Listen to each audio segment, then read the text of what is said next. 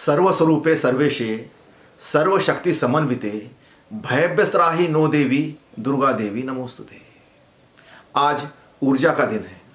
आज हम नव वर्ष का प्रारंभ समझते हैं आज के दिन को। क्यों? क्योंकि ऊर्जा के प्रति आज हम नतमस्तक होते हैं। तो ये ऊर्जा है कहाँ कहाँ? तो साक्षी बन देख अस्तित्व का चमत्कार। ऊर्जा तो एक है, प्रतीतियां कई हजार। तो पहली बात तो इस ऊर्जा के दर्शन के लिए हमें साक्षी बनना पड़ेगा, हमें देखना पड़ेगा कहाँ कहाँ है ये ऊर्जा। तो ऊर्जा सब में अस्तित्व का विस्तार, जन्म जीवन मृत्यु चक्र का यही है आधार। जन्म से लेकर मृत्यु तक आपको ऊर्जा से ही संबंध होते हैं। प्रतिक्षण ये श्वास भी जो चल रही है ना, बाहर आ जा रही है, ये भी ऊर्जा की वजह से चल रही है। 70 80 90 100 साल का हम जीवन गुजारते हैं, कितनी ऊर्जा नहीं लगती होगी। और उसके बाद ये ऊर्जा हमें जन्माती तो है, ये ऊर्जा हमें चलाती तो है, ये ऊर्जा हमें नष्ट भी कर देती है और इस अलौकिक संसार में ले जाती है, अज्ञात संसार में ले जाती है। इसलिए इसे अज्ञात कह लो, असीम कह लो, अरूप कह लो, जो कहना है कह लो, परमात्मा कह लो, आत्मा कह लो, एनर्जी कह लो, जो कहना है कह लो। और लौकिक जगत में ऊर्जा से ही अग्नि, ऊर्जा से ही शीत, ऊर्जा ही सृजती जीवन में गीत। ऊर्जा से ही जीवन में गीत सजता है। हाँ, जो ऊर्जा है, आग में वही ऊर्जा है, पानी में वही ऊर्जा है, बर्फ में वही ऊर्जा है। हमारे जीवन का जो गीत चलता है, गीत संगीत गान पान डांस और अन्य जितने भी हमारी कलाएं हैं, सब ऊर्जा से प्रेरित है। बिना ऊर्जा के कुछ नहीं हो सकता। इसलिए ज्ञान विज्ञान धर्म और ध्यान, ऊर्जा ही कारण ऊर्जा ही प्राण। देख लीजिए आप, चाहे वो ज्ञान हो, चाहे वो ध्यान हो, चाहे वो धर्म हो, चाहे विज्ञान हो, ऊर्जा के सिवाय कुछ नहीं। ऊर्जा ही उसका कारण बनती है और ऊर्जा ही उसमें प्राण करके प्राण देती है, ऊर्जा ही उसे ऊपर उठाती है। और तो ऊर्जा का स्तर, दिशा और उपयोग, रस्ते सृजन दर्शन विज्ञान के प्रयोग।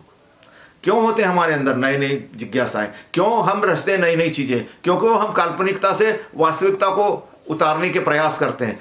ऊर्जा ही कारण, चाहे वो ज्ञान हो, विज्ञान हो, धर्म हो, ध्यान हो और दर्शन हो या विज्ञान, ऊर्जा ही ऊर्जा है। इसलिए सर्वस्वरूपे सर्वेश है।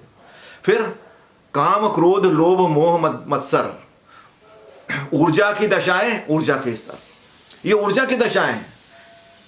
या तो काम कह लो, या फिर वही ब्रह्मचर्य बन जाता है, या क्रोध कह लो फिर वही शांति बन जाता है, या फिर लोभ कह लो तो वही दान बन जाता है, या फिर मोह ले लो तो वही त्याग बन जाता है, या फिर मद कह लो फिर वही विनम्रता बन जाता है, और मत्सर कह लो तो वही सहयोग बन जाता है। वही ऊर्जा अपने विभिन्न रूपों में आपके अंदर विद्यमान है, कहीं बाहर नहीं है। ये शत्रु नहीं है, ये तो मित्र है। आप क्या बनाते हो ये आप पर निर्भर करते हैं। तो काम क्रोध लोभ मोह मत्सर ऊर्जाएं सदा जागृत और सदैव तत्पर। आप देखना, दान को आने में, मोह को आने में, लोभ को आने में, क्षमा को आने में कितना समय लगता है। सदैव जागृत है। आपके सपनों में भी आप जब जागृत हो तब भी, आप अजागृत हो तब भी, आप तंद्रा में हो, निंद्रा में हो, जैसे भी हो, आप ऊर्जा आपको छोड़ ही नहीं सकती, ना आप ऊर्जा को छोड़ सकते हो। तो काम क्रोध लोभ मोह मत्सर पनपती सभी ऊर्जाएं तेरे ही भीतर। ये सब ऊर्जा हमारे भीतर है, देखिए आप। और हर समय उपयोग में आती है, क्षण क्षण उपयोग में आती है, आप चाहो ना चाहो। कई बार आप चाहते, कौन चाहता है क्रोध में रहे, कौन चाहता है लोभी होना, कौन चाहता है मोही होना, पर आपको होना पड़ता है क्योंकि ऊर्जा का स्तर है और ये रॉ मटेरियल है आपके अंदर। इसलिए साक्षी जैसे आप बनते हो, सब आपके अंदर परिवर्तित होने लगती है, क्योंकि ऊर्जा से ही अग्नि, ऊर्जा से ही शीत। तो अब आपके ऊपर है सब कुछ। तो आत्मा परमात्मा ईश्वर सब शब्दों का मेल, ऊर्जा ही तुझमें वास्तविकता खेल। अब तुम शब्द कितने भी रचो उसके लिए भी ऊर्जा लगेगी, अर्थ कितने भी रचो उसके लिए भी ऊर्जा लगेगी, कितना भी समझने का प्रयास करो उसके लिए भी ऊर्जा लगेगी। इसीलिए हम अंत में कहते हैं सर्वस्वरूपे सर्वेशे सर्वशक्ति समन्विते भयभ्यस्त्राहि नो देवी दुर्गा देवी नमोस्तुते। हर क्षण हर जगह ऊर्जा ही ऊर्जा है, ऊर्जा का ही तारतम्य है। इसलिए इस ऊर्जा के प्रति आज हम नतमस्तक होते हैं। नमस्कार और धन्यवाद।